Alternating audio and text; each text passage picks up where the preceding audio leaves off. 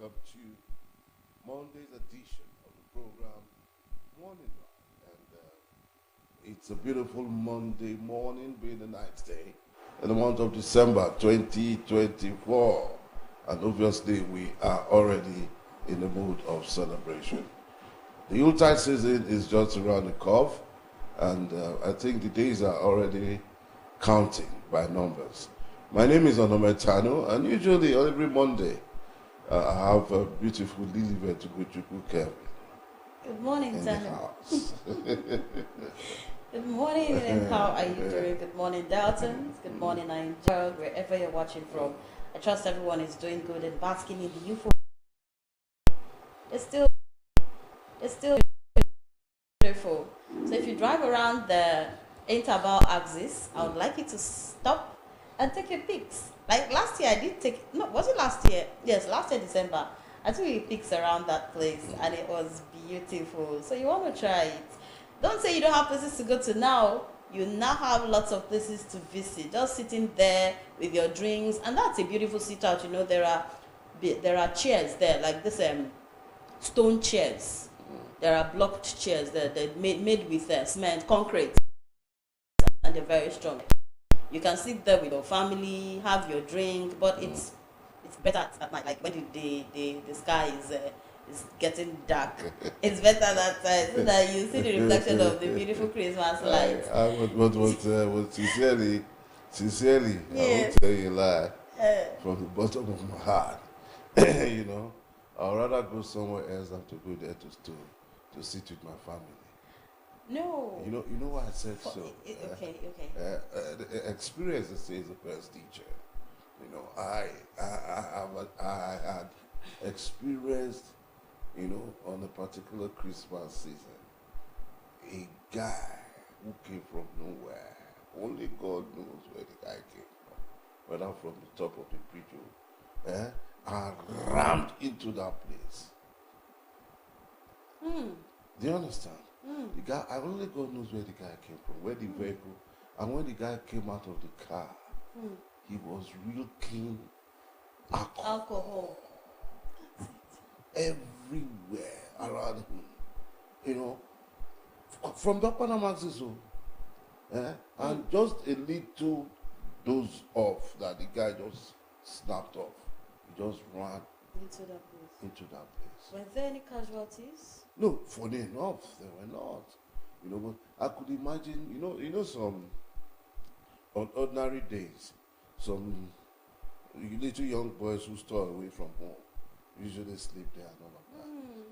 But thank God that day, and since that day, I became very, that sport. That sport. For me was Get like, scared of that sport. man, no. You're So right. when you say go out there with your family, well, you could just go there for quick snapshots. Quick snapshot, yes. And move on. Yeah, you can do that. I pray that for the 10 minutes that I are there, Nothing will happen.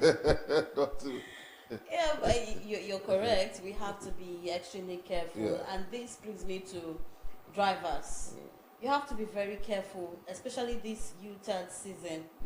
Yesterday, I saw a vehicle, the way he was flying. I just asked myself, where exactly is this man going to? He was just overtaking vehicles on the road. And where exactly is this person rushing to? What if you're on this high speed and you crash? That place you're rushing to, you will not get there again. Rather you divert and get yourself in the hospital. So please, this is a clarion call for those that are driving. Just be careful. The robots will say, is it jete or jete? yeah. Take it I easy. take it one time, Take it easy. one Just thing at a time. if you drive slowly, even if a car hits you, the damage will not be too much because you're on a slow pace. But when both of you are on a very high speed, the damage will be extreme. So please, let's be very careful. And when you're driving, know that you're not driving for yourself alone. You're driving for both you, the oncoming vehicle, and the one behind you. You're driving for everybody. So you have to be really, really vigilant when you're on the road. And please, do not drink if you know you want to drive. I know these days, this is festive period, most people will want to bury themselves in alcohol and they still get on the road. if you know you're going to drink alcohol, do not drive, except you want to take Fanta or mineral, any soft drink. Fine, you can drive. But if you're taking alcohol, please do not drive, because most of these incidents that we face is due to drunkenness. Alcohol is just the cause. So please, let's be very, very careful this and that's why they say there's this word that we use on safety balance, that if you must drive, do not drink. And if you must drink, do not then drive. don't drive. Yeah. You know, so we have to be very, very careful. And apart from just driving too, security consciousness. You know, because this Yuletide season, it's another season where a lot of issues occur. You know, especially young adults, men and women who want to meet up with the usual razzmatazz of the season. You know, so you hear cases of kidnapping, you hear cases of stealing, armed robbery, and all of that. You see people walking around your area. You know, it's not as if they live around that area, but taking surveillance, you know, surveying the area. To know when to strike. And know when to strike. And if they just see an opening, probably you leave your gate open, they can just walk in. Quickly. And once they move into your apartment, you know, they can just go straight. Unfortunately for you that day, you might not lock your door. Your usual way of saying, I can always go out and they will just bang in. You know, so this period is a period of, you know, you have to be very sensitive. Make sure your doors are locked. Make sure your gates are well closed. You understand? Then night movement as well. Yes, you need to curtail. Try as much as you can to curtail night movement. That's right. Because most kidnappings are usually done in the night. With tinted glasses and all of that. And even when the person is being kidnapped, nobody knows that somebody has been kidnapped. You know, so let's make safety our watchword this season. You know, because the season is just Christmas. It's just like any other day. Just one day. One day. Funny all enough, the celebrations. I don't even know when this year's Christmas falls in. Is it a Wednesday. Wednesday. Beautiful. Yeah, it's Wednesday. on a Wednesday. It's not a long weekend. No. So after Christmas on Wednesday, Boxing Day on Thursday. Work resumes on Friday. I'm not sure. I'm not sure that's gonna. I think the government. I think the government is going to leave Friday off. No. Yes, now. The government will not give you long holidays. Right. They will never. As a matter of principle. Let's see how it goes. For example, it's just like saying that on the 1st of January, which is going to be on a Wednesday, right? Then on Thursday, which is 2nd, which is not the holiday, the government will say rest at home. 2nd and Thursday and Friday, work starts. Okay, no problem. Let's see how it goes. Whichever, just enjoy yourself. I know, even if it's one day or 2 days, just this year's Christmas is going to be a very solemn one. Are you sure? Yeah, very solemn. With all I've been seeing, are you sure? No, it's going to be very solemn. Our brothers have returned, though. Sorry? Our brothers have returned. Those are brought. Our Malaysia brothers have returned. Those ones, they are just a figment. They are just a figment. If you carry out a proper survey, you will find out that mad rush is usually there. Before now, if you go to the tailor's workshop, before now, the tailors will tell you, no, I've stopped collecting clothes. My tailor stopped collecting clothes in November. Yes. But it's not all tailors. Oh, yeah, okay. You understand? So that I need to meet up with deadline. You know, but not all. You understand? Go to the channel and you will find out that even sales too, it's not the way it used to be. Some people don't even go to the channel earlier in November. There was head collision in Onitsha as at last week Friday. Yes, main market was jam-packed. Main market was jam-packed. Yes. You see, you look at the cash flow. Yeah, I understand what you're trying to say, Tano. But you know where, see, whatever the situation, however it looks like, people will still find a way to survive, to come out of it. That's one thing I have seen Yes. about Nigerians. You're saying that the Christmas will not be. But wait and see on that Christmas day. No. You will see the crowd and things that will be flying. Let me tell you, for example, if you go to churches from yesterday, you see that the crowd that comes to church is not much. They have reduced this drastically, even in the churches. That tells you that the economic crunch is telling. It's biting hard. Now the pastors tell you that, look, housewives, don't put your husband under pressure. At all. Do you understand? If your husband says, this is what I have, manage it. Do you understand? So for pastors now to begin to preach that tells you that, there's quite a lot going on. Do you understand? There are some churches before God and man, by this time they have started giving out, even if it's a plate of rice. Yes. But there you can count the churches now that are even giving. Some churches give to their head of department. Okay, if you're a protocol head, or you have bag, men's fellow to the head, you have bag. But this time around, there's nothing like that. So that is what you will use to work out your indices. To ask, when a bag of rice is 100,000 and above, go to the ministries, for example. Do you understand? Go to the ministries. The ministries, by now, you start seeing people rolling out bags of rice. Yes. But then you can't even say anybody carry half bag of rice. Do you understand?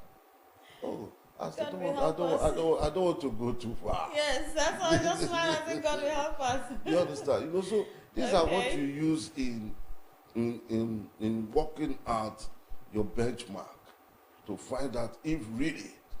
Yes, pocket of people will. Some people will definitely smile. Yeah, sure. For example, those people that decorated the roundabout, they would have cashed out. That is somebody's Osusuna. I'm telling you. I want to tell you that somebody who did that will not go to the and buy things. He will. Of course. But how many people? Have that opportunity. Yeah. I understand where you're coming from. I understand. Well, God will provide for us because we all have our hopes on Him. Okay, so let's look at national celebration. Today we have lots of celebrations. I'm going to take only a few. We have the National Pastry Day, and we have a Christmas Card Day. It says it's the season for spreading cheerful and joyful greeting cards. I know the era of card must have passed, but it is still very important. That very little card, and you write your wishes and you give to somebody.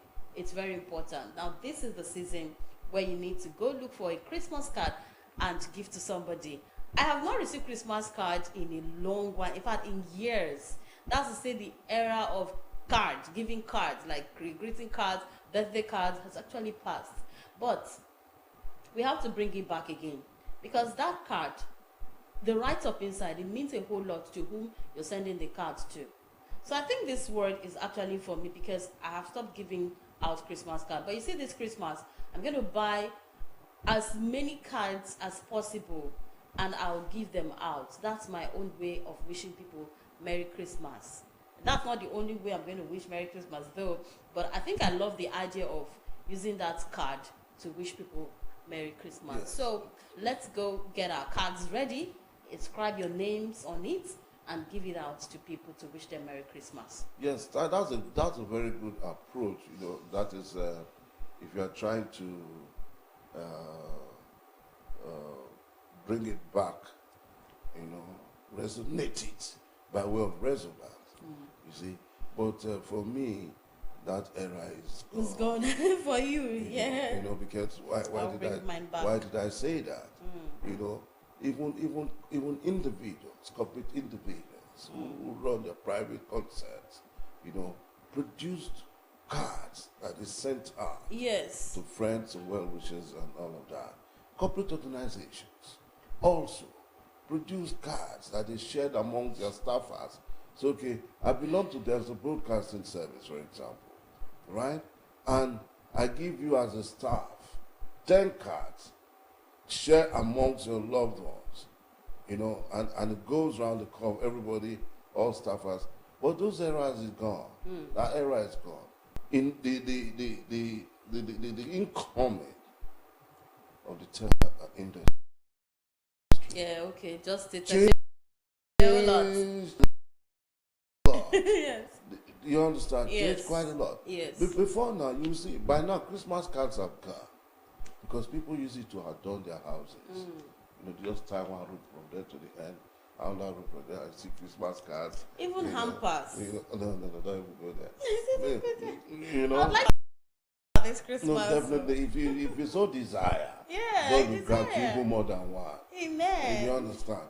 You see, so the incoming, the introduction of the phones, right, naturally kill.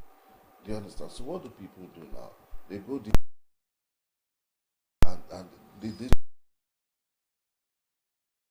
content for them. Do some graphics, put a Christmas tree and do mass posting. On behalf of myself, I would like to wish you a very a more wider spread.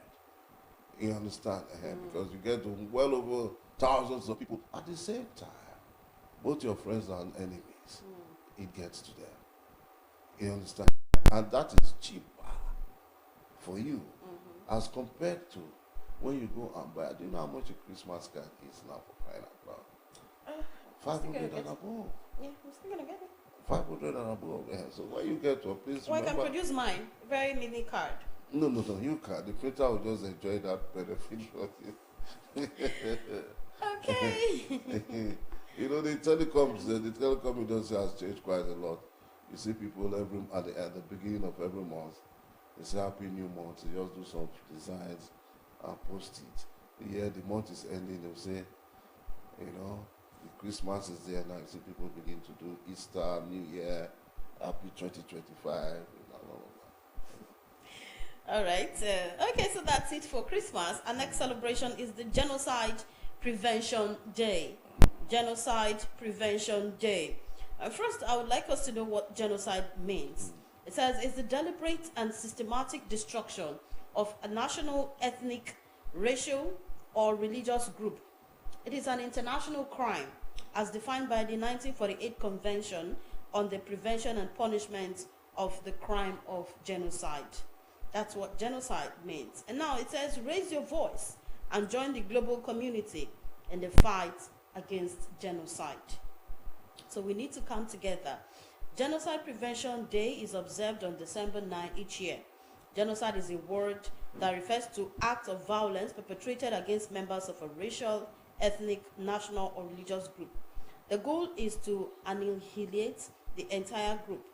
Now, the term genocide became widely used after World War II, when the magnitude of the Nazi regime's atrocities against European Jews became apparent. So let's raise our voices today to say no to genocide. Yes, that's a good one. One thing I thank God for is that from this continent, this part of the continent that we live in, there are pockets, cases of genocide. You understand? But mostly all of these acts happen in the East, in the Europe, in the Western world, where as a result of racial discrimination, a color segmentation, a prejudice,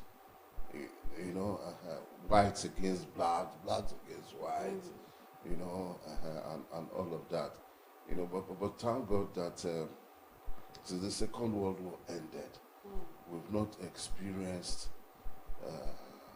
all of that again, but rather what we experience now, like I did say, just pockets where they commit mass suicide,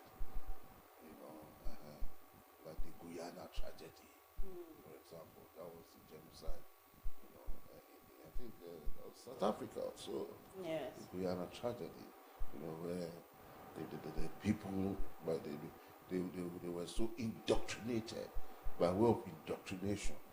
And, they said their pastor, whoever their lead, said they should take poison and die and kill themselves. That's not nice at all. I think well, the day can't be scrapped off, except otherwise. I think we have very low cases of genocidal instances. Okay. All right, so another celebration that we're going to have in International Anti-Corruption Day. It says it is time to take a stance against corruption. We have to say no to corruption. International Anti-Corruption Day is observed December 9 every year. It serves as a reminder for each of us to actively speak out and fight against corruption in our lives and the lives of others. Now, the United Nations has declared this day to bring attention to the need to adopt an anti-corruption stance. Say no to corruption. But how true, how possible is that? Well, you do your part and leave the rest. Yes, because the world seems to be corrupt. Yeah, of course. The world seems to be corrupt, and I tell you for free, a little bit, 60% of the world populations are corrupt. Do you understand? 60%. Yes. You see, it is, and corruption too is relative. It can come from different dimensions. Do you understand? You can come from different dimensions. It doesn't have to be financial corruption. It can come, you can even have religious corruption. Religious corruption, yes. Political corruption. All kinds. Do you understand? For example, you work for somebody to become the president, right? You do everything, and the person eventually becomes the president. And when the person becomes president, the person goes outside to go and pick somebody who never even worked at all. Look at what's happening now in our present situation, from father to son to mother, mother to daughter. You understand? You just one guy will just come from nowhere and say, meanwhile, the guy did not even work. You say because the father is a stakeholder, is a leader. Say, okay, bring your pikin and then bring the son and give him minister. Even when he's not qualified. Even when he's not qualified. You come and say, give them position based on sentiments. So those are political corruption. Yes. So that's why I tell you that 60%. I mean, it's religious corruption. You also have it in the church, because church also plays politics. Do you understand? I remember when Majek Fasheki, one of his songs, said on the way, said, religion and politics. Do you understand? Yeah. And Fela Nicola Pokuti said it. That Islam would shout Allah Akbar, suffer for what you go for every. Okay. Tado, please.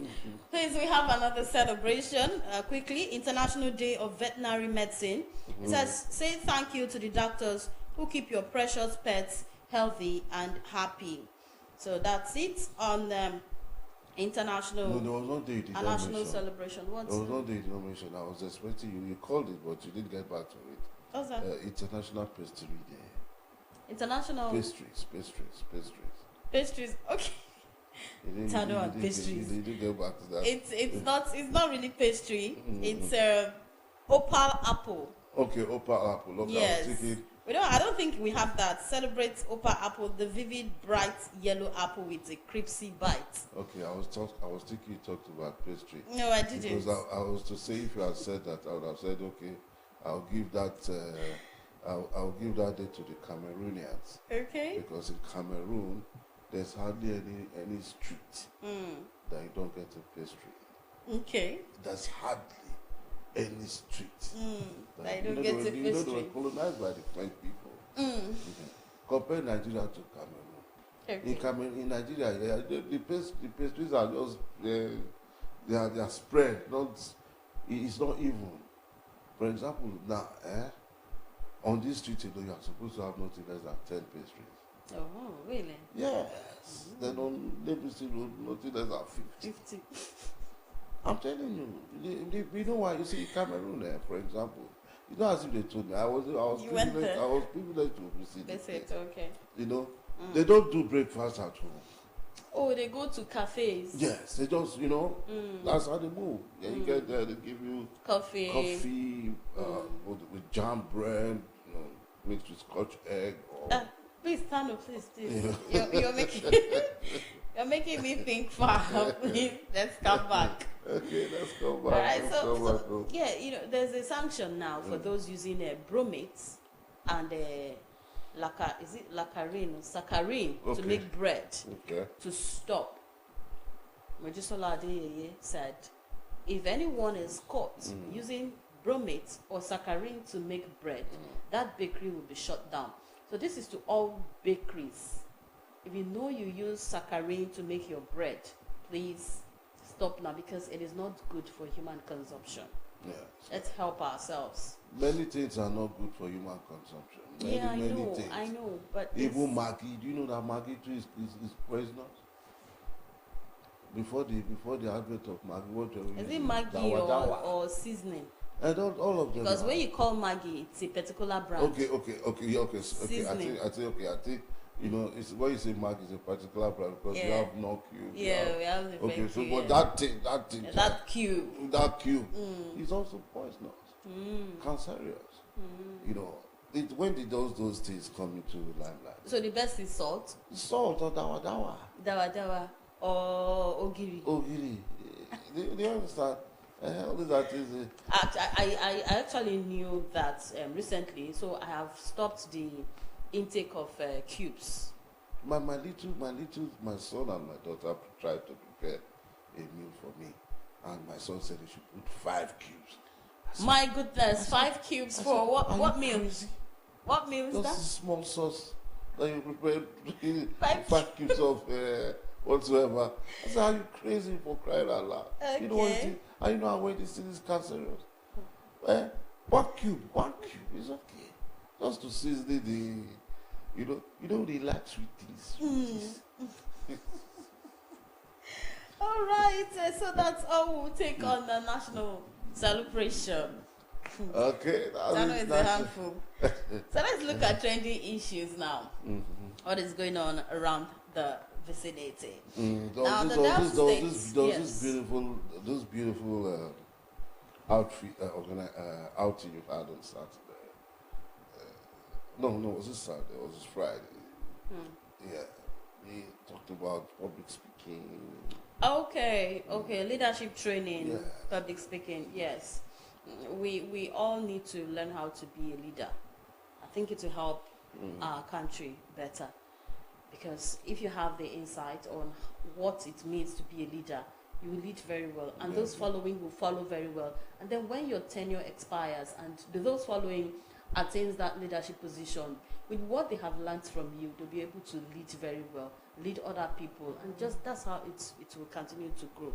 Yeah, it was a beautiful event for you. I would say, yes, and I learned a lot. There were so many things that I discovered.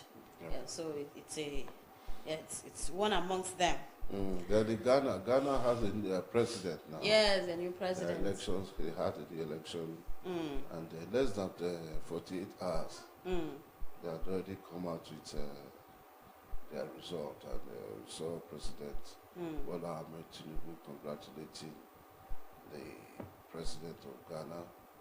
I think the Ghanaians were for one. I think they're excited. You know, they're excited and they're happy. Yeah. You know, I wish Ghana was just like Nigeria. Things are happening in Ghana. Things are happening in Ghana. Ghana is stabilized. Yeah. You know, presently, they don't have any reason to have inflation. You know, cost of living is predominantly.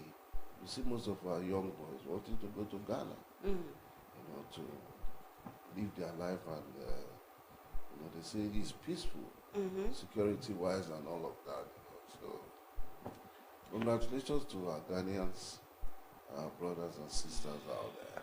Yeah, right.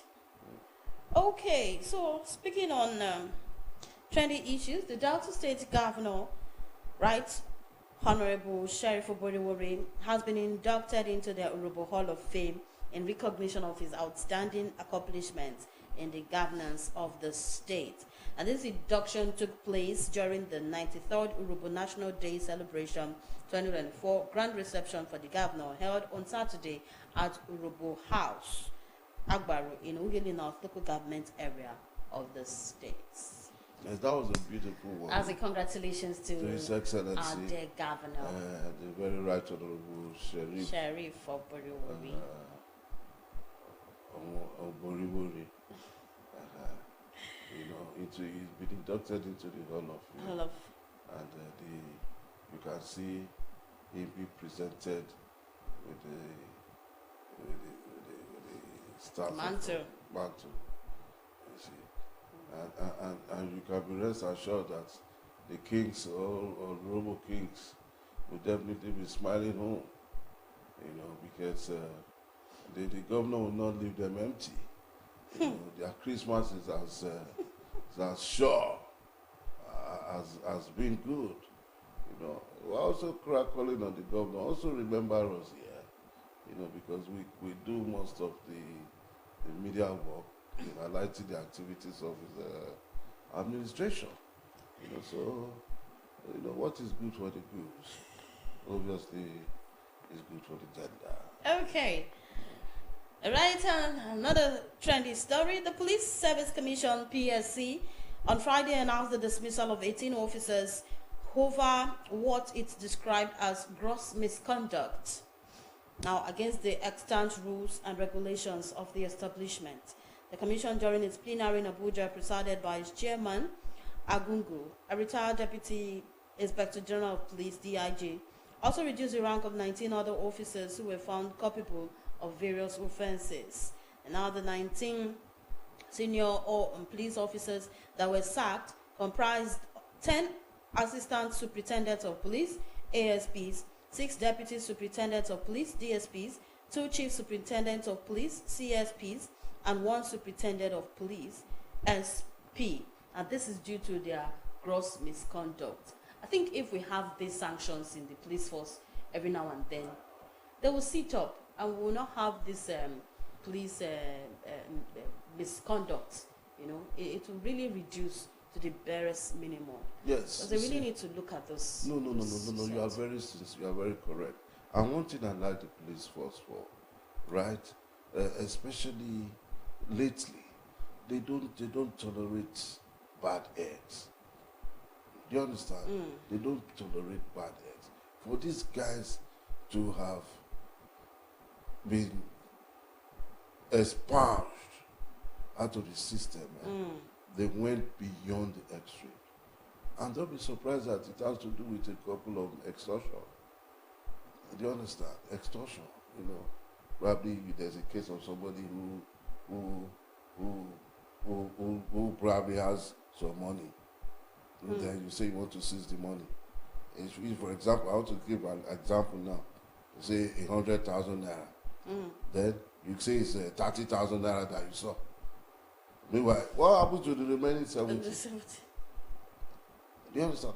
And most people who go for all these operations, who go for all these high racket, if you look at the positions now, these are not small boys in the police force. They must have led teams. The junior ranks who probably go scot-free. Because who wears the crown, who wears the shoes, knows where it's painted. Everything they must have gone to bust a crime. Do you understand? Or led a team somewhere that they were not supposed to. Look at the positions. So it's a good one for the police force. At least try to sensitize and sanitize the force. The force. Do you understand? If you do anyhow, they treat you anyhow. You understand? One or two of them must have probably ordered what you call wrongful killing. Happy trigger. And all of that. So it's a good one for the police force. I commend what they're doing. And I think there are so many eyes right now on the police force because last week there was also a circular that the police should not mount unnecessary checkpoints or roadblocks on the road, especially on that Onitsha Bini Expressway. You get to a point, there's a roadblock. You get to the next few point, there's a roadblock. You get to another one, there's a roadblock, and you begin to ask yourself, what's this blocking of road causing traffic on the road, but you see, most on of a the national road? No, most of the times it's good. You know why I say it's Not good? too close like that. You can give yourself some gap. Why is good? Why is good? It's because of the level of crime Yes, I in our understand. society. Yes, but Tano, not from here to the door. There's a road. You can literally stand here and see the next roadblock on the road. No, that's you can, but that's majorly a place like Odisha. It's too from, it's too short. From the head bridge, from the beginning of the head bridge to the end of the head bridge, you can see like 5. I don't understand. within that short distance. Then from that head bridge to probably Okwe, you see like 10. I'm telling you. Okay, so that's it. Well, stories on COVID-19. The Federal Ministry of Health and Social Welfare has issued an urgent alert regarding a newly detected XEC COVID-19 variant, which has now spread to 29 countries, including Australia. The variant shows signs of increased transmissibility compared to other circulating strains, raised concerns about its potential impact on public health. Now, in a circular sent to a committee of chief medical doctors and medical directors, the ministry called for immediate activation of alert systems in hospitals nationwide. Healthcare providers are asked to maintain a heightened index of suspicion for COVID-like symptoms and to collaborate with stakeholders to share critical data. Enhanced monitoring protocols are recommended to track the new variant spread. This is a new variant. Yes, it's detected XEC COVID-19 variant, and it is quite dangerous. I think more dangerous than the normal COVID-19. No, COVID-19 is COVID-19. Okay, whether it's X or Y. So we have to be very careful. But you see, the major thing is that we need to be very, very careful. That's just it. You see, for 29 countries, including Australia. Including Australia. 29, what are the other countries? Yeah. 29 countries to have it. And you have travelers who coming from these countries, who strolled into the rest of other countries. Do you understand? So I know COVID is not today. The longest started? COVID is as old as 100 years. But it comes in different dimension. Do you understand? When we experienced that COVID-19 in 2019, before that, they said it was something that comes out every 100 years. And we now had photo speaks that showed that 100 years before that, you saw people with masks on black and white pictures that were snapped. Okay. Do you understand? So that gave rise to the simple fact that what? It is here with us as a result of flu. And it is something that's on the parabolic. It's on the air.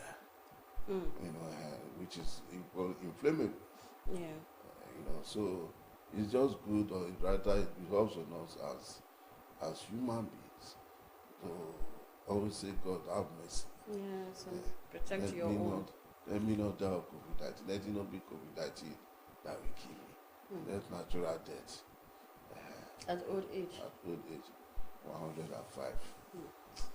All right, and on that note, that's where we'll drop the trending issues this beautiful morning. Please do well to stay safe and tell others if you have to go with your nose mask. Now that it's the Harmattan season, people can actually, in fact, this is a season that people catch all these diseases, sickness, cold, catch it easily because it's a cold season. So please try and keep yourself warm, stay warm, and cover your nose if you have to. Like, I have my nose mask in my bag. The minute I get out there, I put on my nose mask, not because of the COVID, rather why I got the nose mask, but because of other infections, like dust and every other thing. And now COVID it's been detected, so you need to actually cover up and make sure your hand sanitizer is intact. Have it in your bag. Gone are those time where we say, oh, the COVID-19 has gone, so there's no need for me to have my hand sanitizer. You need your hand sanitizer, COVID or no COVID, you need your hand sanitizer.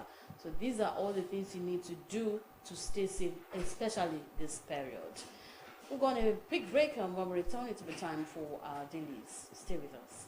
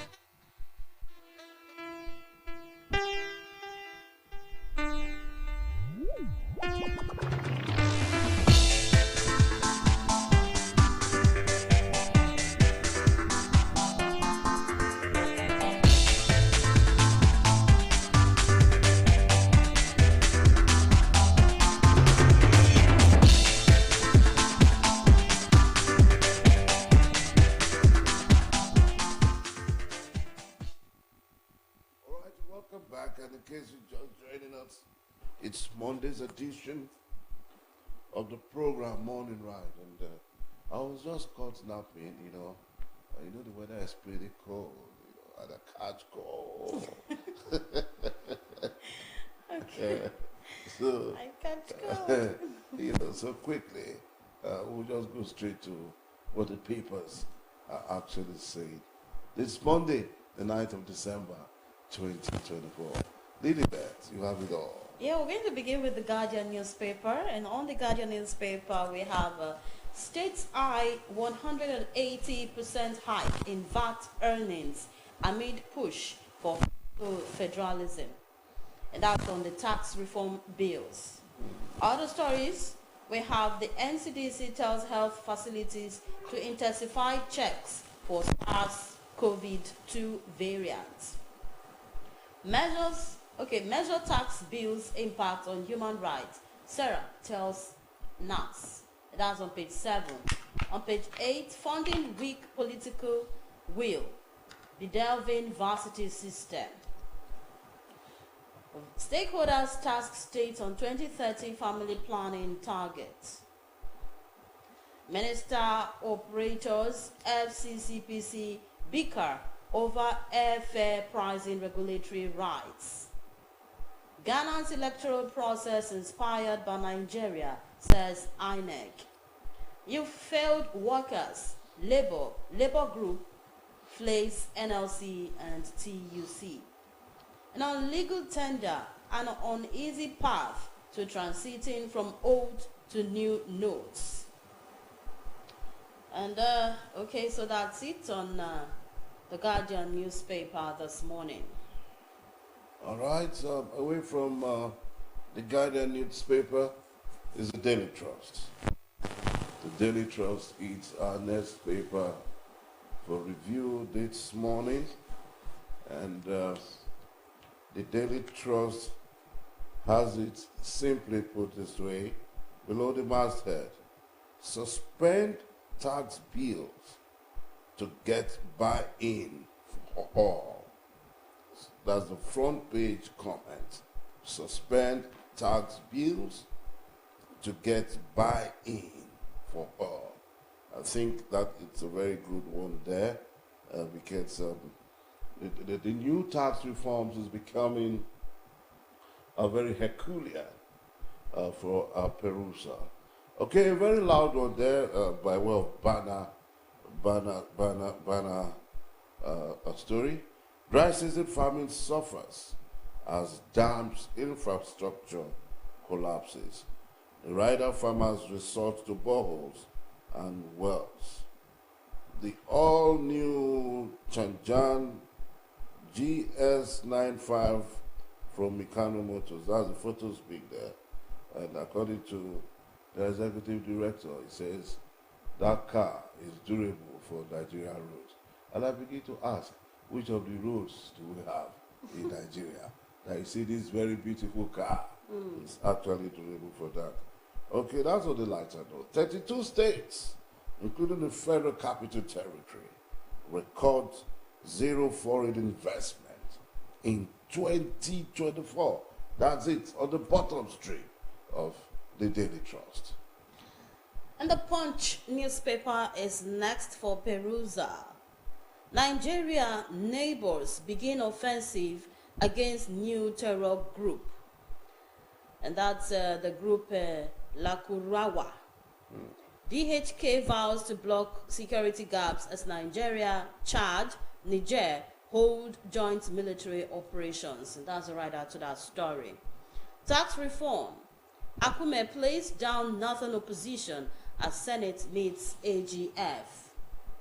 Trump plans mass deportations and to birthright citizenship. Syrian rebels oust Assad, end 60-year family rule.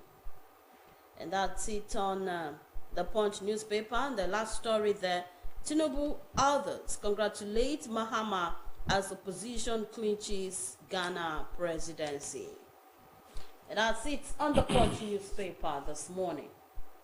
Okay, the Nigeria Tribune is our next port of call, and the Nigeria Tribune has above the masthead, EFEPS, Euro bond issuance, bolster foreign exchange reserves, and Naira stability.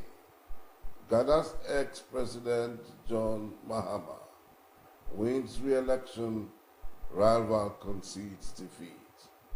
Assad flees to Russia as Syrian rebels topple government.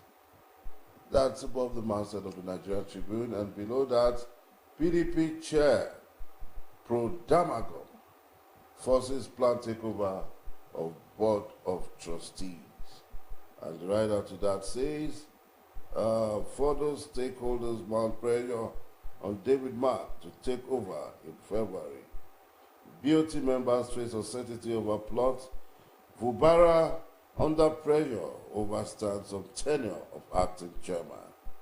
And we have also this one on the flush, 50 billion in failed Naira projects in Nigeria presents development opportunities, says Ibrahim.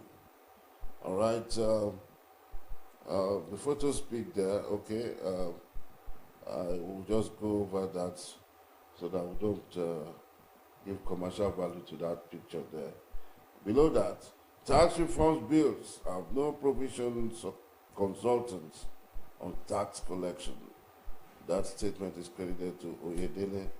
High inflation, high cost of raw materials, dampen manufacturers' confidence in food, beverage, and textile sectors. That's it for the Nigeria Tribune this morning. Okay, your next paper is the Vanguard newspaper.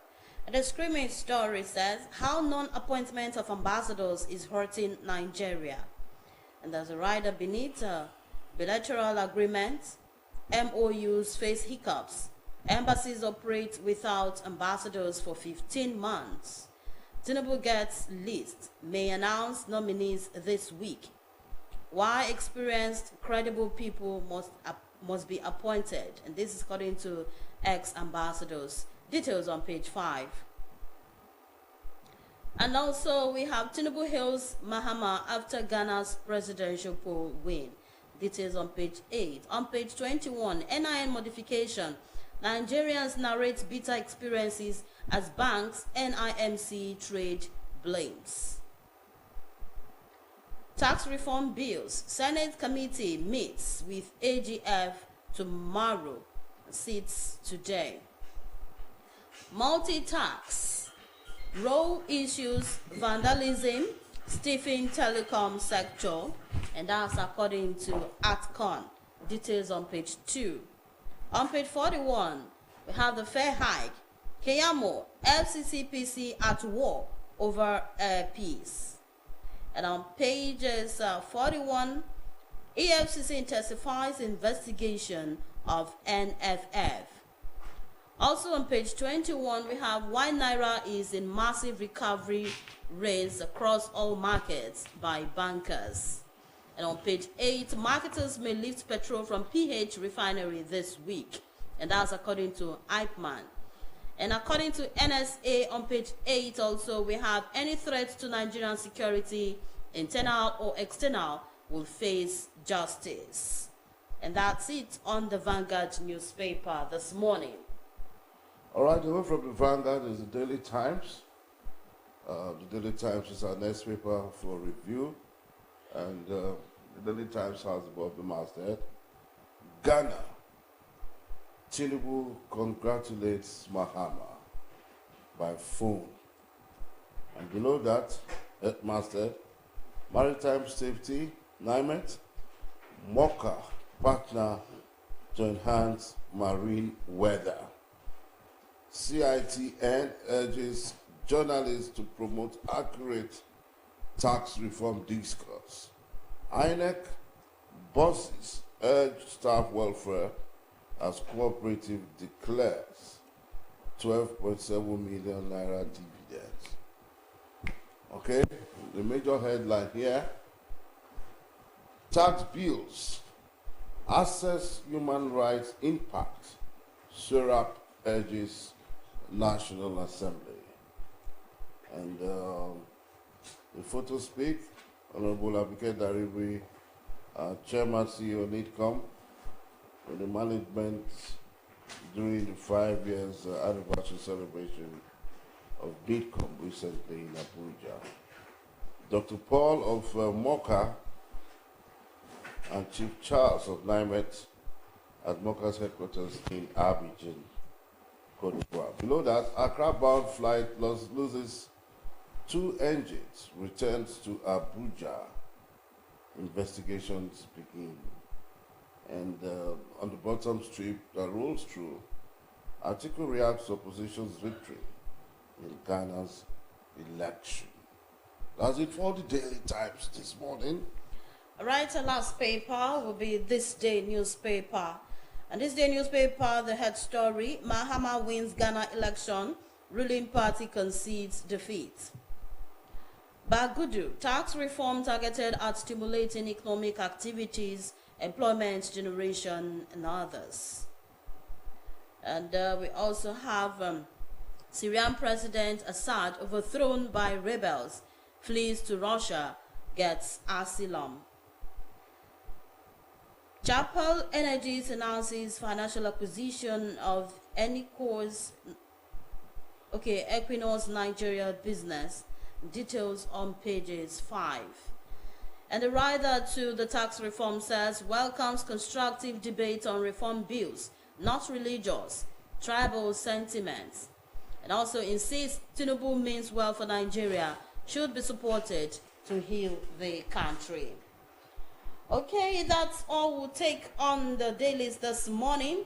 You can grab the copy at the vendors and peruse through, or you get your e-copy on your Android phone to go through all the dailies this morning. Okay, that's it. I think majorly all the tabloids have one story that actually has been rolling through. That is the Ghana election. Yeah, the Ghana election. Where the President Mahama is being re-elected. And we had our President Tinubu congratulated him through phone calls. And also Atiku kicking against it, that the election was probably mad.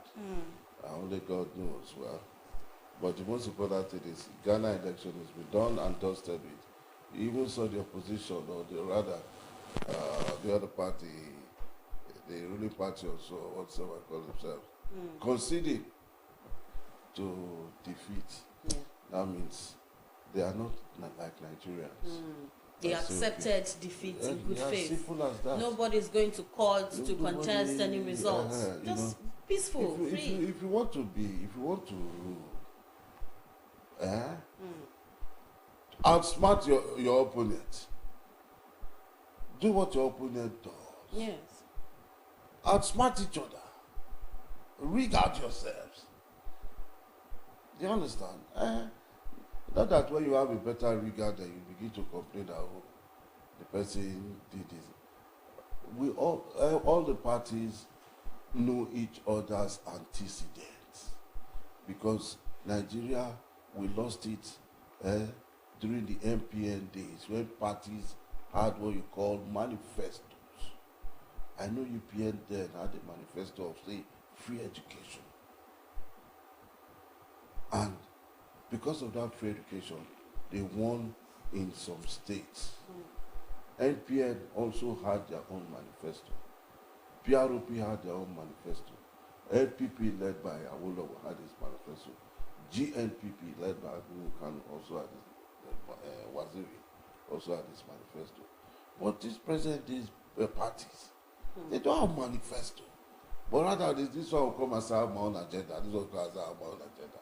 Everybody comes, one says, I have 7-point agenda. This one says, I have 3-point agenda. Come out with manifestos. Do you understand? And rule. Now we see a lot of cross-carpeting here and there. Look at what's happening in River State now. Fubara is in charge, because one, he has all the local government. And he has most of the House of Assembly men who said that they have left from one party to another. And the case is in court.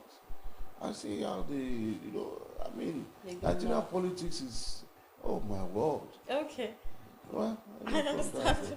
We're not going to go into politics right this morning. All right, that's all we'll take on the papers this morning. We'll go on a quick break. When we return, it will be time for our next sport. Stay with us.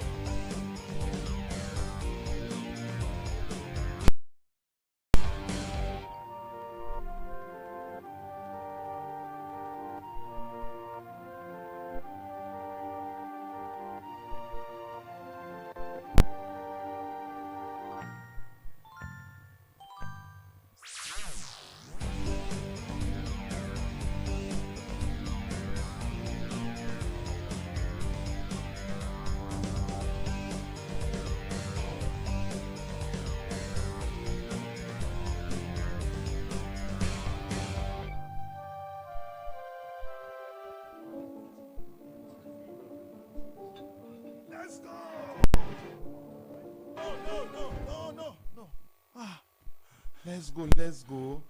If we continue like this now, where we go head? Bros, calm down. I know say, it be like see all of us the best now. But more will not say, any damage where we they cause now, not to our own state. And when we talk about our own state, we they talk about ourselves, about our family, our fathers and mothers, our wives, brothers and sisters, even our children. If we use our own hands, scatter where we get as our own, now where we go call our own again? Now truth it all go. After all, Governor Sheriff, he don't promise say go do more for Deltans. Now wait till me cause con dey fight now. When see our guy they talk so, it makes sense. You see now. No be lie. We need peace today so that we go fit experience the more agenda. Meaningful development for all. But where there is no peace, there cannot be prosperity now. When they fight, they prosper. No need for the fight. Now peace and unity. Now we want. It takes peace to experience more. Together in peace and unity, we will experience the more agenda. Brought to you by Delta State Ministry of Information. Potential health benefits of carrot juice. Carrot contains numerous vitamins and minerals that helps improve your health, such as vitamins A, beta-carotene, vitamins K, vitamin C, lutein, vitamins B6, and vitamins E. These are strong antioxidants that help protect your cells from damage and lower your risk of some diseases.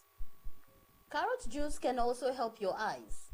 Carotenoids like lutein and zeaxanthin are especially useful for protecting the lens and retina and also for blocking blue light absorption. Now, here are 32 amazing benefits of carrot juice.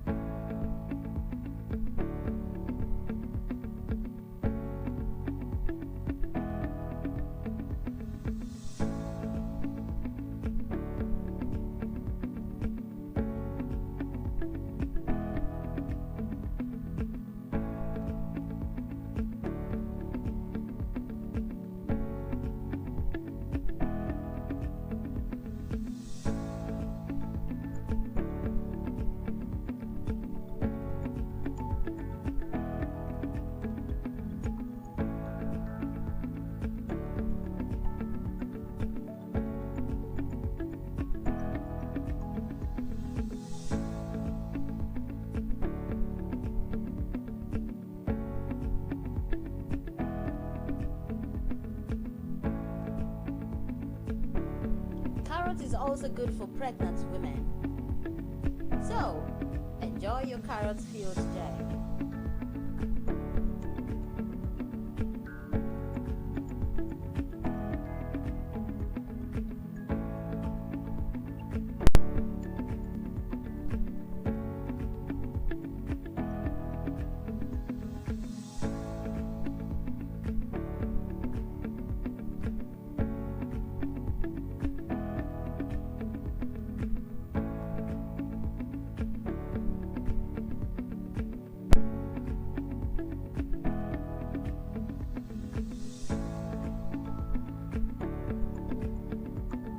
we are exploring a few facts you probably didn't know about Governor Sheriff's Warri Efuru Julius Berger project worth 78 billion naira.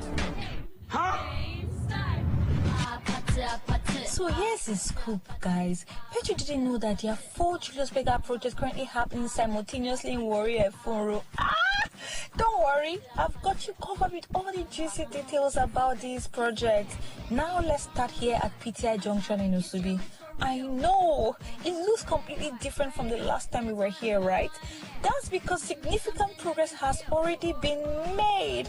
While it's not yet complete, you can already begin to see the transformation. Honestly, just standing here on this bridge alone gives me so much joy. Alright, back to the details. This project includes a 15-span flyover stretching 337 meters, 2 ramps designed to ease traffic flow, and a modern roundabout with access lanes connecting PTI at the ground level. Wow. Work, as you can see, is progressing smoothly, and if you ask me, with impressive speed. Parapets are now being installed on the bridge. Oh, sorry, I've been covering this project for a while now, and I guess I'm now fluent in engineering lingo. For those who don't know, parapets are those little protective walls along the edge of the bridge, kind of like the ones you have on your balcony. Work on the pedestrian way on the bridge has also kicked off. You can see the workers trying to frame up the skeletal base before casting is done. Overall, this flyover is solid. Like, see how thick the pier is. If you don't believe me, here's a test. Yup, jump and you feel the stability of this structure. And hey, if you're still doubtful, try jumping on the table that's holding your relationship together.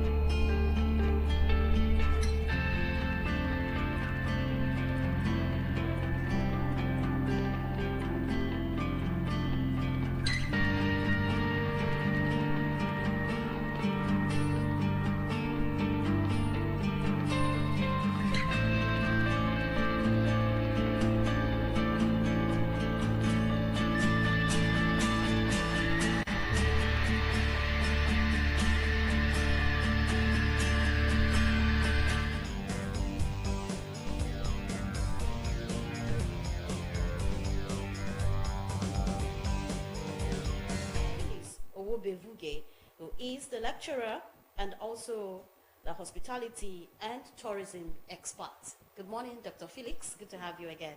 Good morning, Madam, and good morning to viewers this morning.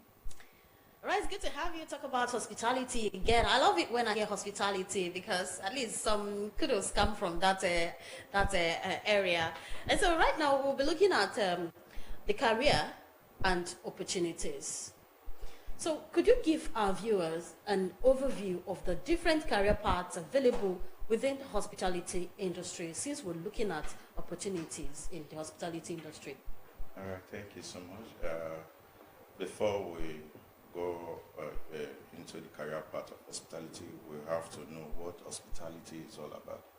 And when you talk about hospitality, the hospitality industry is an industry that provides comfort, services, and that makes people feel at home, away from home. They provide a home away from home. And when you talk about the part of this hospitality industry, we call it the sectors of the hospitality industry. We have the part that provide accommodation, and that's where the hotel industry falls into. Then we have the part that provide food and beverage services. All right, we also have the catering industry. We have the bar sector. We have the event management. Then we have the one that talked about entertainment. We have the travel and tour. Yeah, we a whole lot of that. So these are the career paths that someone may choose. You can be in the hospitality industry and go into the accommodation sector, which is the hotel industry, which is basically one of the fastest growing industry in this part of the world and all over Nigeria. Then you talk about the entertainment industry. You see a whole lot of people going to the entertainment industry. There's something we call travel and tour. People that make reservation for tourists that want to embark on a trip. Then we also have the food and beverage industry. You know, tourists cannot strive, people cannot strive at the destination without taking care of their biological, which is food. So we call it the food and beverage industry. So these are some of the sectors of the industry and career path that someone can pursue. And also we have the catering industry. Those are private businesses. They are all into this entertainment. They are all in event planning. Those are catering services that people render to guests at a destination or at a place. Okay, well, that's a whole lot. So many parts in that hospitality industry. Exactly. Okay, so if you don't want to do well here, you can also do well in the other place. Now, but what does it take to pursue a degree in hospitality management? Yeah, the first thing to pursue a degree in hospitality management is that one, you must have passion for the job. You must have passion for it, you know. And for you to pursue a degree in it is an industry where we serve people. Yes. You'll be ready to serve people. You'll be able to please people. Yeah, and once you have this passion in you and also a bit of empathy, then you can obtain a formal education in hospitality and tourism management, and there are schools all around now. Unlike before, when people were like, did they really study hospitality and tourism as a course? Yeah, I wanted to ask that question. Yeah, we're all over here, even in our dearest Delta State. There are. We have this Dennis Osadebe University. They have a Department of Hospitality and Tourism Studies. The Admiralty University, the Navy University, they have hospitality and tourism management as a course. Even the Delta State Polytechnic or Gwachukwu here, they have the same course. Then going to this Federal Polytechnic Orogo, they still have the same course. So there are a lot of opportunity for those in the industry to go and acquire those basic and formal education to make them better, more professional in the industry. Okay, but how important now? You talked about going to the schools to obtain formal education, but how important is this education or having a degree in hospitality management? How is it important to get into the industry of hospitality?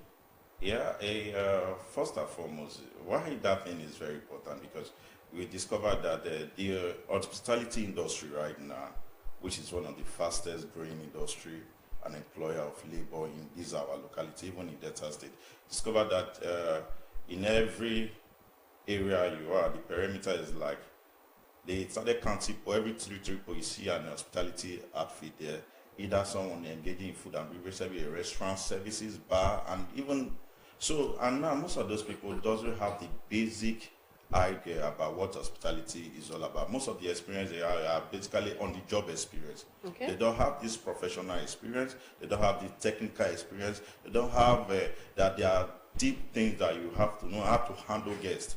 That is just beyond making profit. Is when you go for that formal education, we'll find out that look, the cost is just outside the concept of just coming, having a very fine edifice or sophisticated building. It's about treating the guests right. Okay. How you communicate to them. These are things, these are technical skills that you acquire when you go for the hospitality and tourism for training. Most of those things you don't get them on the job. Okay. So even if you know how to cook very well, you still need to go to those schools so that they can train you on how to accommodate people, how to communicate to them, how to show empathy. And those are things, how to take care of your emotions, because you are going to deal with people. And what we are offering is service. And when you are offering the service, you cannot separate the service from the guest. They consume the meal right on the spot. When somebody is eating, we give kudos if the meal is okay or not. So, and when they are giving those assessments, you, that the service provider, you are part of their assessment. People can tell you that, look, this place is not presentable. If your food is not, if you might have the sweetest meal there, but if that environment is not presentable, automatically people get pissed off. So those are the training that the formal education will offer you. Okay. And all that. Then you talk about the hygienic part of it. Okay. We are dealing with people's life. We are just like the medical professionals. That's so true. You are dealing with people's life, and the fastest way to get somebody to the hospital is through what they eat. And what they take in. The environment is not hygienic. You cause a whole lot of trouble. So these are the things the formal education introduce those professionals, and when you get to the industry, you see they always stand out different when they speak. Okay. All right, before I let you go, just quickly give us the major challenges individuals face when pursuing a career in hospitality, because we know that people face challenges in different sectors of life. So what are the basic or the major challenges? Okay, like every other industry, the hospitality profession is a profession that works on experience, okay? One of the challenges people face, especially this Gen Z generation that we have, is that they just want to grow to the top. But in hospitality, we don't let go of the place of experience. You grow by experience. Yeah, there's a way a top management staff will handle an aggrieved customer. You that is coming from the entry point cannot handle those kind of persons. Okay, so these are some of those challenges that people are facing in the industry. And also, one of the challenges they face is that they think hospitality is just about cooking and whatever. They don't know that they are already met in the industry. So when you get to the school, they will take you through the basic, the real part. At times we go as far as doing chemistry. We go as far as doing personal hygiene. We go about doing customer relation, how to handle people.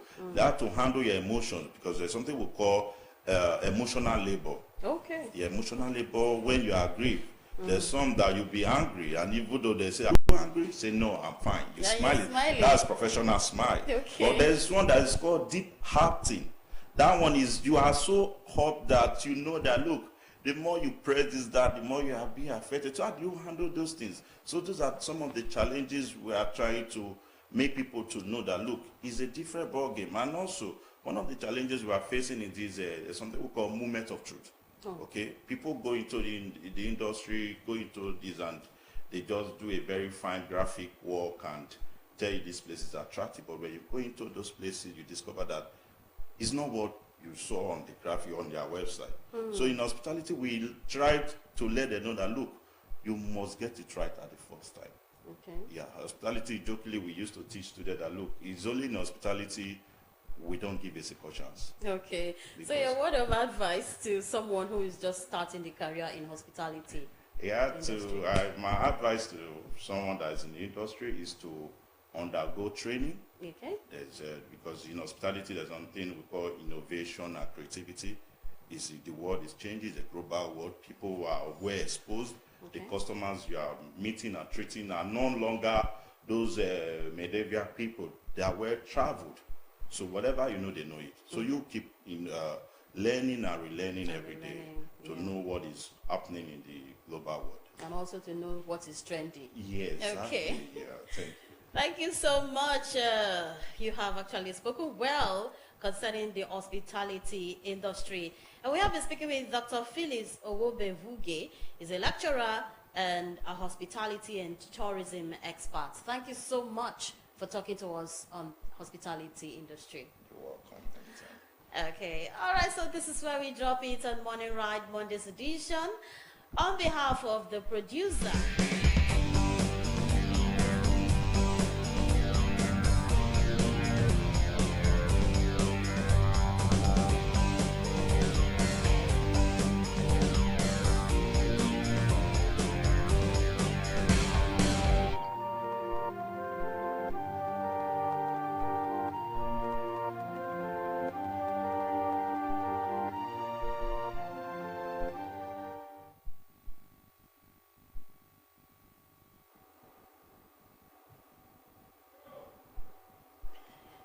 welcome back, and you're still on to Morning Ride Monday's edition, and it's time for our guest interview. Today we'll be looking at preventing prostate problems through lifestyle choices.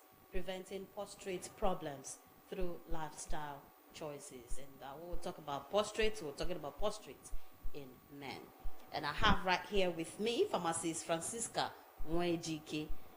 Good morning, pharmacist. Good morning. Good to have you again. Thank you. It's so nice to be here again. Right. So, let's look at prostate. Before you tell us the prevention or preventive measures that we need to inculcate into our lifestyle, let's look at what prostate means. How would you describe prostate? Okay, so I'd like to start by saying that as much as cervix or cervical stuff is affiliated with women, now prostate is for the men. The prostate or the prostate gland is one of the organs in men that plays a vital role in the reproductive system of the men, as well as the urinary system of the men. Now, you would be asking, what is prostate and where is it in the body? Now, you must have heard of the kidney, a bean-shaped organ, like a bean. Okay, yeah. And from the kidney, you have one tube. Let me call it a tube for the sake of this talk. A tube known as the ureter. Yeah. And then from the ureter, you get to the bladder. It's like a funnel-shaped organ. Okay. With the lower tube forming the urethra. So from that bladder, the urine collects at that bladder, and then it is passed off through the urethra. So where the prostate is located is that ring that connects the funnel, the wider part of the funnel, with the tube. That is where the prostate is just attached there, like a shunt that controls the tube. So it controls the passage of urine, and then when it is time for ejaculation, it closes off the part through which the urine comes out and allows the semen to pass off. So the importance of this and the role the prostate plays in the human body, it forms part of the fluid that bulks up with other fluid from other organs of the body to join with the sperm cells from the testicles to form the semen that you know. So that is the role that it plays. It plays a role in the reproductive system of the men, as well as in the urinary system of the men. So that's just like a summary of what prostate means. Prostate does, yes. Okay. Now, with what you've said now, what is the role of prostate in men's health, and why is it important to maintain its health? Okay, so I know a lot of women are watching this program. They'll be like, okay, this is not my thing, it's not women's thing, it's for the men. But then remember, you have sons, you have your husband, you have your brothers. So the men are vital people in our lives. Everywhere we go to, we see men. So from time to time, your brother or your son will start complaining of some pain at that region of the lower abdominal region. and it's good that you have a knowledge of what this prostate does. So why is it important? Like we said, it plays a huge role in the reproductive system of men, as well as in urination. Yes, so that's what, I think that's the most Basic. important. Yes. So that's the importance of the prostate. Okay, so what are the primary risk factors for prostate issues, including prostate cancer and benign prostatic? That's the BPH. Yes. So we have some diseases of the prostate, including one you mentioned, BPH, benign prostatic hyperplasia, and then we have prostatitis as well. So that BPH simply means the how do I put it? The inflammation, not inflammation, just the what's this term? Let me just. You can use a layman's term so we will understand. Let me say swelling. Okay. Swelling of that prostate gland. That's what BPH means. So, when the child is born, the prostate is very, very small, and it increases with age. Now, the rate of this increase is dependent on the lifestyle of that boy child. Okay. So that is why it's as if most men have more problems with teeth than others. Yes. So, I'm sorry. Remind me where I was there. I got carried away. Yeah, the swelling. You're talking about the swelling of the. Yes. So BPH means swelling. Yeah. And when that gland is swollen, any gland is swollen. Remember, I said that the urethra that passes the urine out of the bladder is like a tube. Yes. So it compresses that tube, and so urine cannot flow off. Oh, yeah. So in those people, you see symptoms like urine urgency and urine frequency. You want to urinate, but when you go to pass off the urine, is that you stay there for a very long time trying to make the urine come out, or even when it comes out, it's little, and when you go back again after some time, you still feel pressed because. And is there pain during this process? No There's pain. No pain for BPH. There's no pain, and it is mainly occurs in older men above 50 years. So the pain when you come to prostatitis, which means the actual inflammation of the prostate. Now this occurs when there is an inflammation when there is an invasion by a foreign body. It could be bacterial, viral, fungal, or most of the time it is bacteria.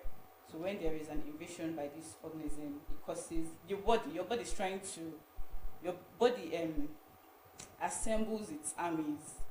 It is, just for the sake of this, assembles its armies, that is the white blood cells, to fight off the invading microorganism. So that is when that place is inflamed.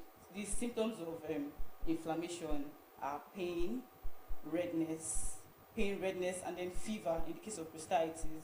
So imagine you have an injury, and you try pouring urine on it. You see it to be very painful. So in that case, when they're trying to pass off urine, it is very, very painful. So most of the time when you experience pain during urination, you suspect infection of the urinary system. In men, likely the prostate. Yes, and I'm taking you deep in. But that prostatitis is divided into the acute and chronic. So under the acute prostatitis, that's where you have that much pain and fever. In BPH, remember, no fever, no pain. Yes, it's just the inability to pass urine. And then under the acute prostatitis, it is mainly caused by, I know we are very conversant with gonorrhea infections, caused by gonorrhea and chlamydia bacteria, mainly in people younger than 35 years, because it is assumed that most of them are promiscuous, if I may use that term. But in people above 35 years, most of the time, it is caused by E. coli. So that's to tell you that it's caused by E. coli. E. coli. It's a bacteria. Okay, bacteria. Yes. Okay, we need to understand that term. Yeah, that's the main difference between prostatitis and BPH. BPH is just the swelling of the prostate gland, while prostatitis is inflammation. There's an invasion by a bacteria that causes the pain, and all due to the body trying to get its white blood cells to fight off the bacteria to avoid further infection. Okay. All right, so we've talked so much about the prostrates. Now let's go to the preventive measures. How does physical activity contribute to the prevention of prostrate problems? Okay, so like I said, it is most common in people above 50. So if you're the kind of person who consumes so much alcohol, or you take canned processed foods, most of these there are some canned foods that have that are cancerous. So that's why we recommend that alcohol has no benefit, external alcohol, because the body already produces the amount of alcohol it needs. So you taking in more alcohol is you straining your organs, because you're stressing the kidney okay, firstly you're stressing the liver to disintegrate these chemicals you're taking in, and then secondly you're now stressing the kidney to urinate off this. Are you saying constant urine causes that? No, we're just trying to state the factors that contribute. Yes, constant urination. You're taking much alcohol, you're going to be urinating more and stressing your organs. Okay. And so with age, when you start developing that inflamed prostate, your body cannot get rid of that urine, so it will be storing so much of it. With time, it will even go back to where it came from initially, which is the kidney that is up. Remember, the structure we drew in our minds. Yes. Now I understand. So we don't encourage alcohol as much as possible. Try to stay off. There is no benefits taking alcohol. And then your lifestyle, to exercising, we underplay the benefit of exercising. You may not do so much. Brisk walking early in the morning. You don't have to run. Fast walking early in the morning, like 40 minutes, 30 minutes. Just try it. Requires discipline, but it's doable for your own good. And the women in the house can encourage the men to do these things, as well as the food they eat. Yeah, so what kind of food do you advise them to lycopene is the name of a metabolite of plants. Containing foods like tomatoes, fresh tomatoes, are very, very good for the prostate. Okay. So we encourage taking of those kind of food and other leafy greens, other vegetables.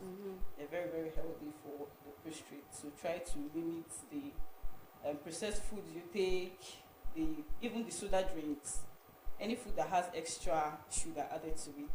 You may see that alcohol doesn't have sugar, but it would surprise you to learn that alcohol has even more sugar than the carbonated drinks you take.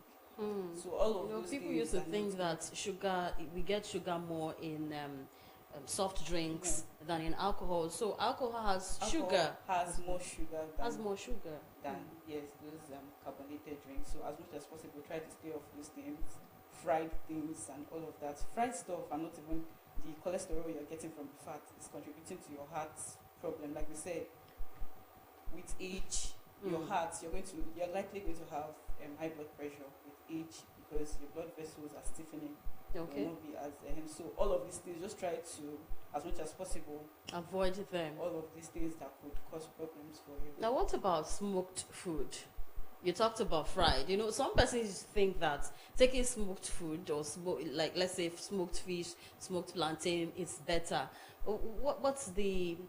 How healthy is it? I'm actually looking at it from the side of the smoke from the coal. Yeah, it's very, very unhealthy, because you're getting all those substances coming out from the smoke. It's as good as not smoking, because it doesn't contain tobacco. But in the course of them smoking all those things, they put oil, they put all those things that have high level of cholesterol and all too, and which is not healthy for you. Okay. All right. So before I let you go, I would like your advice to men that are suffering from this prostrate, and those that don't have it, for them to stay healthy. What would be your advice to them? Okay, my advice to them: I've hammered much on dieting, I've hammered on exercising. I've also encouraged the women at home to remind these men from time to time. I know, let me not say what I want to say. Okay. I wanted to say that men can be stubborn, but you just have to help them yes. Our good, all of us. So, if you notice any changes in your body, maybe you have painful urination, or you're not able to urinate well, it's safe. It's better for you to go to your health provider, any hospital, just to get checked, even if there's no problem. It could be as mild, not mild, no sickness is mild, but Yes. it could be just bacterial infestation or anything. So the earlier they tackle it, the better. So it doesn't go down to your kidney and start causing, because that infection at your bladder level, it could even go back to your kidney and cause kidney infection known as pyelonephritis, and you don't want that to happen. So from time to time, you go to the hospital and get yourself checked, especially if you're advanced in age, or you have, Okay. All right. Thank you so much, Pharmacist Francisca Nwejike. And she has told us all we need to know about prostate cancer.